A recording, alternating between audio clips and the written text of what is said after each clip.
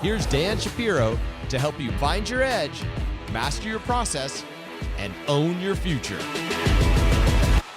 Hey guys, good evening everybody. Welcome to another edition of the AccessToTrader.com nightly wrap-up show. If everybody is doing well, guys, take a moment out, click that like button, support the channel. Hopefully, again, I will continue to do my best to point you in the right direction. So last video we did was the weekend update.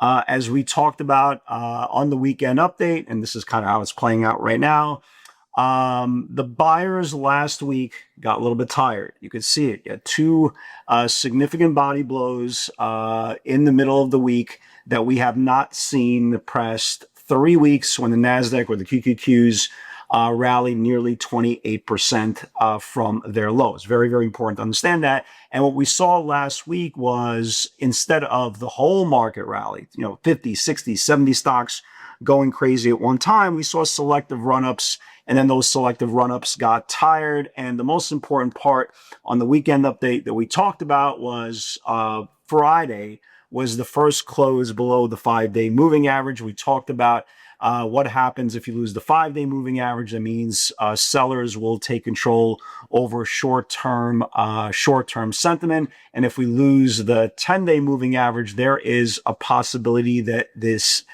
potential backtest starts to get a little bit legs. And again, I want to be very, very specific here. Okay, we had a run up of 28% in 3 weeks. Okay, this isn't a bearish cycle. Okay, you don't need to be bearish to take advantage on both sides of the market. We talked about, if you're a trader, you have 2 hands, 2 feet, right? 2 eyes, 2 ears. You can trade both sides of the market. All this is, we are taking advantage of a buyer's exhaustion cycle. That's all it was. And now, if you look at the last 4 days of the formation of the QQQs, well, what do you notice? Okay, number one, you have 4 lower highs and 4 lower lows. Here's a high, lower high, lower high, lower high, lower low, lower low, lower low, lower low. And now, not only do we close below the 5-day, day 3 below the 5-day moving average, this is now the first day below the 10-day moving average. So what do the bulls need to do, right? Again, you could turn around and say, well, this is just a rest. I mean, okay, I could mess with that, right?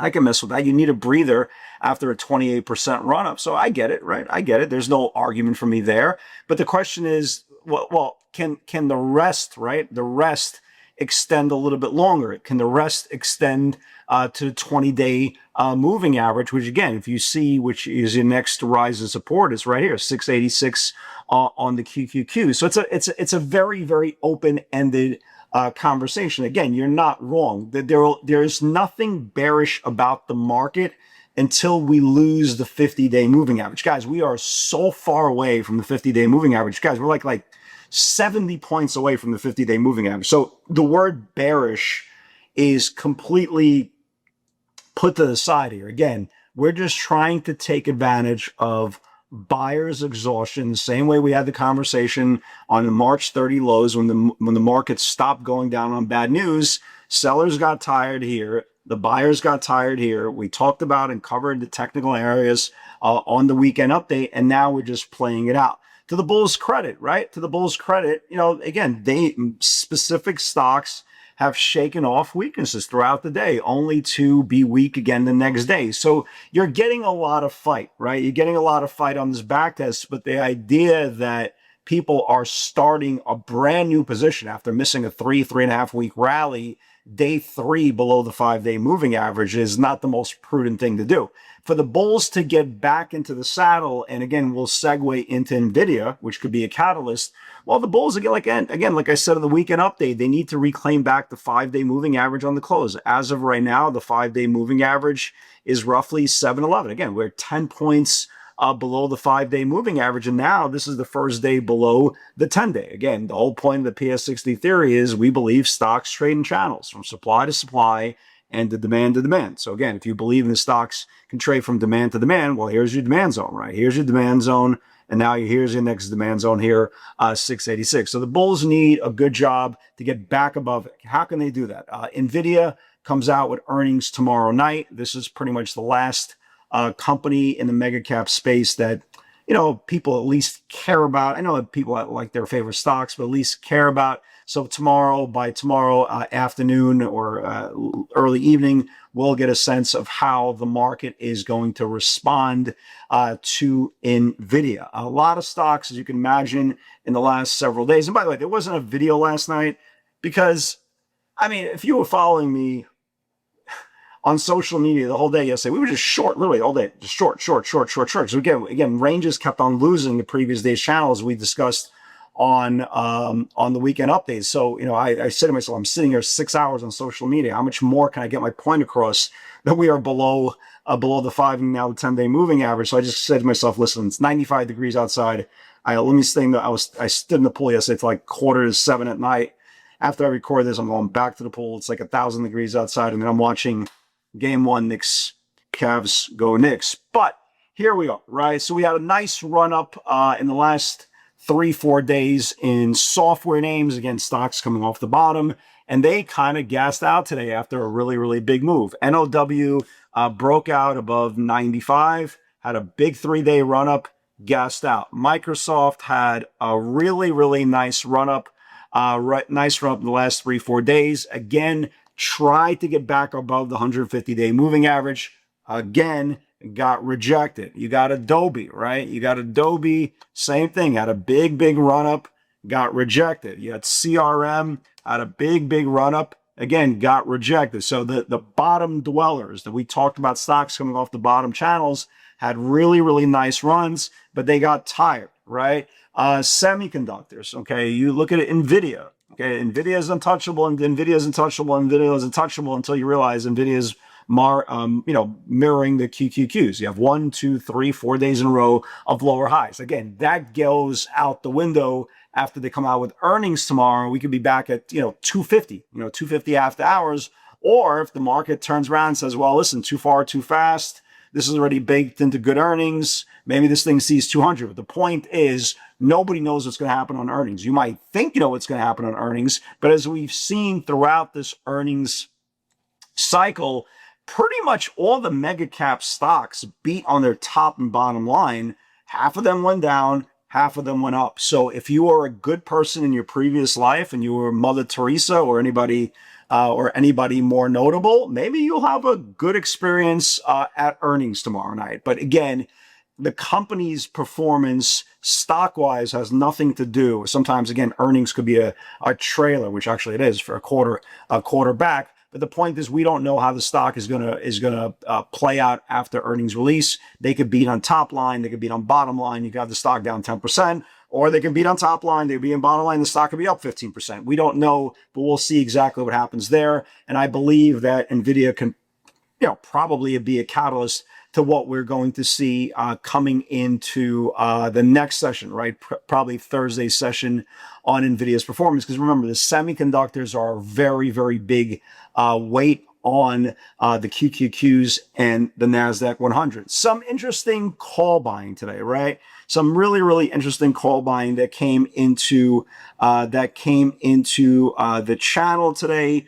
I think warrants our attention. So Tesla had a big move down, right? It had a really, really big move down, and it's been great. It's been a great trade to the upside. It's been a great trade to the downside. So if you guys remember, about a month ago, it broke out above the 150-day when this magic run. So today it retested this 150-day moving average. A buyer came in today initially for the 405 calls that expire tomorrow's expiration, right? 405 calls. As you can see, it hit 405. But here's where it got a little bit more aggressive here. We saw for tomorrow's expiration, buyers also started coming in for the 410 and the 415 calls. Something very interesting, at least to watch. It put in a nice hammer here off the 150-day moving average. Now the 150-day moving average becomes a line in the sand, a very, very aggressive line in the sand for Tesla. But if it could get back above the 20-day supply tomorrow, maybe we do get a run back into the 420 area. Again, it's something to watch. Marvel, right? Interesting buyer came in. Again, Marvel had a great run up, consolidated, held the 20-day moving average back-to-back weeks. Marvel, you see how if it could just get back above this upper Bollinger Band. A buyer came in today pretty aggressively for the weekly $200 calls, considering the stock is in the 170s with only 2 days left. Well, 3 days left to expiration. This is something notable. Here's the odd part about Microsoft today, right? And I bounced Microsoft a couple of times today, did okay with it. Here's the weirdest part. So Microsoft's been in this channel since April. A buyer came in super aggressively today for the June 5th expiration for the 435 calls. Now you turn around and say, well, what's so big deal? The guy bet $5 million, okay? $5 million with 2 weeks of expiration that this thing is going to 435. Is there a positive news announcements that somebody is holding? We don't know. Then we saw some buyers follow up for the 440 weeklies. Again, the stock closed horrific today, right? Horrific, 15 points off its highs. Keep this in mind. Just keep an eye on it for the next couple of days. Who the hell knows? If there's some positive news comes out and finally gets back above the 150-day moving average, that's something we definitely at least want to pay attention to. Take a look at ASTS, right? Look at ASTS. Again, as everybody knows, you got the SpaceX IPO coming out. I believe it's June 12th. Buyers yesterday, there was no video yesterday, so I'm kind of bringing it to your attention today. So buyers came in yesterday pretty aggressively for the weekly $100 calls, right? This is now the highest close in the whole formation. This is now day 2 above the 50-day moving average. Keep an eye on this thing. If this thing can get back above today's channel tomorrow and those $100 call buyers come back, it could be a very, very interesting scenario. As we discussed the oil names. If you watch the weekend update, we talked about XOM, right? We talked about XOM reclaiming back the 50-day moving average. Yes, this is exactly what happens. You have a lot of oil names starting to act really, really well. Chevron, day 2, right? Day 2 above the area as well. If you go through the oil list, you'll kind of see. So you got oil starting to move higher. You have the NASDAQ putting in 4 highs and four lower highs and 4 lower lows. This is kind of going back into the premise that we've been discussing of what happens if there's a buyer strike. Yes, is there fear in the market? Absolutely not. Is there aggressive selling at intervals in the last 2-3 days? 100%, man, 100%. To the bulls' credit, the market continues to kind of stick save, but they continue to close and put in lower highs on the daily chart. If Nvidia comes out with crappy numbers, then yes, folks, here's what's going to happen. If Nvidia comes out with crappy numbers, we will have a date, right? We will have a date with the 20-day moving average, which is roughly 686. The bulls don't want it. They don't need it. There's going to be a lot of very forced volatility, which nobody loves. But the point is this the end of the bullish thesis? Of course not. Again, talk to me underneath the 50-day moving average.